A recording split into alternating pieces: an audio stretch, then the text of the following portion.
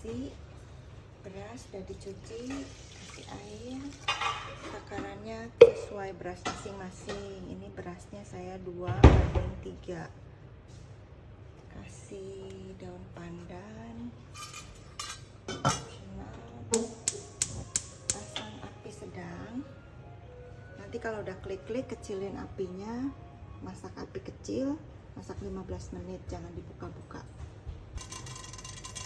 Ini udah klik-klik, kecilkan apinya paling kecil, seperti mau matikan api tapi nggak jadi matiin api.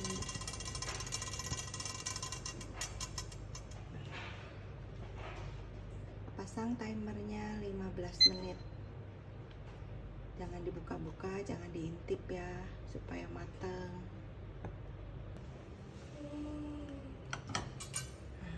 Sudah jadi nasinya. Ini bagus sekali. Tuh, jangan dibuka-buka ya. Ini apinya api kecil.